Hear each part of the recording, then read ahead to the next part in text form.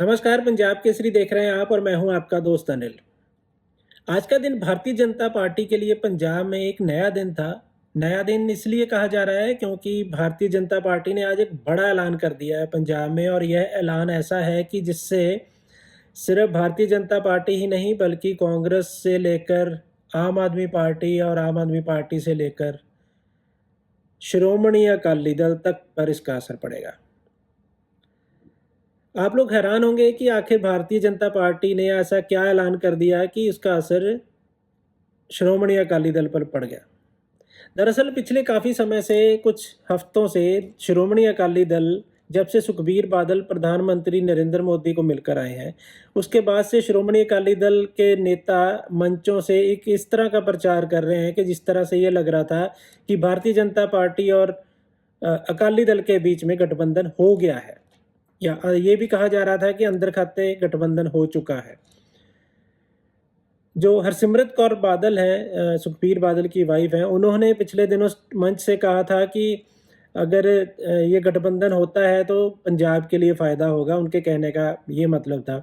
मजीठिया साहब, उन्होंने भी पिछले दिनों में गठबंधन को लेकर चर्चा की थी, लेकिन अकाली दल के नेताओं की इन सभी चर्चाओं पर आज भाजपा ने पानी फेर दिया। वो कुछ ऐसा हुआ कि भारतीय जनता पार्टी के जो संगठन महामंत्री हैं, बीएल संतोष संतोष साहब पंजाब के 2 दिन के दौरे पर हैं, और वो आज सुबह मोहाली लैंड हुए और उसके बाद वो पटियाला में एक बैठक में गए, और उस बैठक में जाकर उन्होंने एक ऐसी बात कह दी जिससे ये एक जो सपने देखे जा रहे थे कि भाजपा और अकाली दल का गठबंधन हो रहा है, कई तरह की चर्चाएं चल रही थी, 40-50 सीटें इधर, 50-60 सीटें उधर, इस तरह की चर्चाएं चल रही थी, उस पर आज एक विराम लग गया। दरअसल भारतीय जनता पार्टी के जो संगठन मंत्री हैं, बीएल संतोष, उन्होंने पटियाला में एक बैठक के दौरान इस बात का ऐलान कर दिया कि पंजाब में भारतीय जनता पार्टी अकेले लड़ेगी चुनाव अपने दम पर। उनका ये कहना था कि 117 सीटों पर भारतीय जनता पार्टी चुनाव लड़ेगी और किसी के साथ गठबंधन नहीं होगा। बीएल संतोष साहब का ये बयान कोई साधारण बयान नहीं है, और ये भी नहीं है कि किसी भी नेता ने उठकर एक बात कह दी तो वो उसकी कोई वैल्यू नहीं है। बीएल संतोष भाजपा के संगठन मंत्री हैं और उनका एक एक शब्द मायने रखता है, और अगर उन्होंने भारतीय जनता पार्टी और अकाली दल के बीच किसी तरह का गठबंधन ना होने की बात कही है, या उन्होंने ये कहा है कि 117 सीटों पर वो अकेले चुनाव लड़ेगी भाजपा, तो उसका एक मायने है, उसकी मीनिंग है। पटियाला में इस बैठक के दौरान उन्होंने नेताओं से चर्चा करी, कार्यकर्ताओं के साथ चर्चा करी, और वो 2 दिन पंजाब में रहेंगे। कल वो अमृतसर, लुधियाना और जालंधर का उनका दौरा है, जिस दौरान वो नेताओं के साथ बैठक करेंगे। इस बैठक का पर्पज़ एक ही है कि पंजाब में भारतीय जनता पार्टी अकेले चुनाव लड़ेगी और उसके लिए तैयारी किस तरह से की जा सकती है, किस तरह से प्लानिंग की जा सकती है, उन सब चीज़ों को लेकर यह बैठक हो रही है। इस पे एक और बात आपको ज़हन में रखनी होगी कि बड़ा सवाल है कि क्या भारतीय जनता पार्टी का जो गठबंधन की नीति थी, उस पर फिर सवाल लग गए हैं, उस पे फिर सवालिया निशान लग गए हैं, क्या उस पर फिर क्वेश्चन खड़े हो गए हैं? क्योंकि भारतीय जनता पार्टी के साथ गठबंधन को लेकर पिछले कुछ समय से श्रोमणी अकाली दल काफ़ी खुश था, या ये आप कह लें कि काफ़ी हवा में था। लेकिन जिस तरह से आज ये बयान आया है संतोष साहब का, तो काफ़ी कुछ क्लियर हो गया है, और ये अब साफ, अभी तक जो आज की तारीख तक तो ये बात साफ हो गई है कि भारतीय जनता पार्टी पंजाब में अकेले चुनाव लड़ेगी। ये जो ऐलान है, ये कोई सिंपल ऐलान नहीं है, कोई सामान्य ऐलान नहीं है। भारतीय जनता पार्टी का यह ऐलान पंजाब में एक गेम चेंजर हो सकता है। मैंने जैसे स्टार्ट में कहा था कि कांग्रेस से लेकर आम आदमी पार्टी और आम आदमी पार्टी से लेकर अकाली दल पर इसका असर पड़ेगा। अकाली दल पर क्या असर पड़ रहा है वो तो आप लोगों ने देख ही लिया, सुन ही लिया। अब ये सवाल है कि कांग्रेस और आम आदमी पार्टी पर इसका क्या असर पड़ेगा। आम आदमी पार्टी सत्ता में है, और अभी तक जो सर्वे सामने आ रहे हैं उसमें ये कहा जा रहा है कि अगर आम आदमी पार्टी सत्ता में दोबारा आना चाहती है तो उसको कुछ योजनाओं पर काम करना होगा, जिस पर वो काम कर रही है।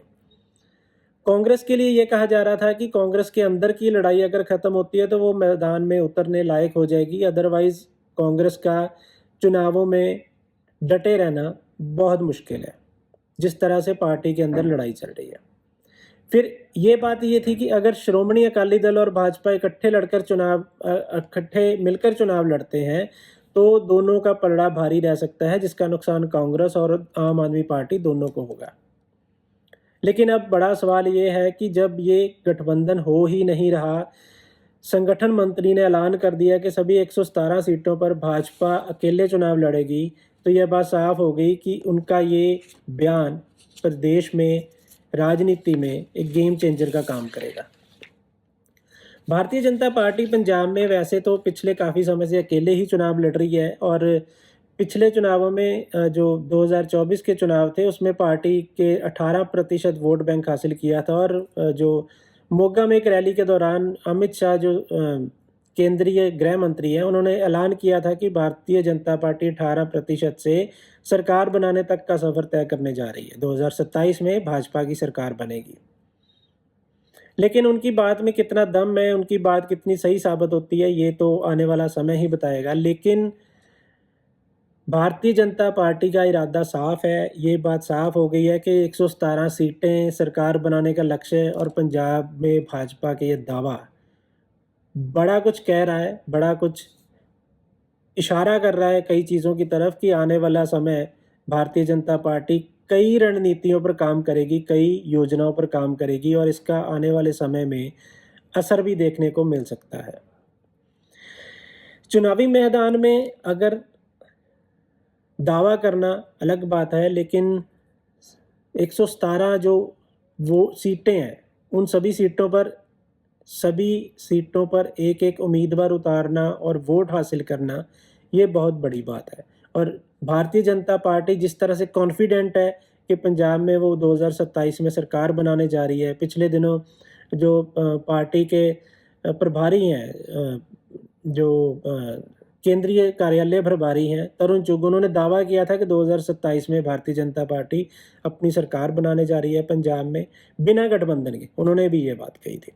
लेकिन अब जो BL संतोष ने बात क्लियर कर दी है, उसके बाद अब ये सवाल हो रहा है कि आने वाले महीनों में, आने वाले समय में पंजाब में कुछ नई तस्वीर देखने को मिलेगी, और ये भी हो सकता है कि आने वाले समय में कुछ तस्वीर साफ होती भी दिखे।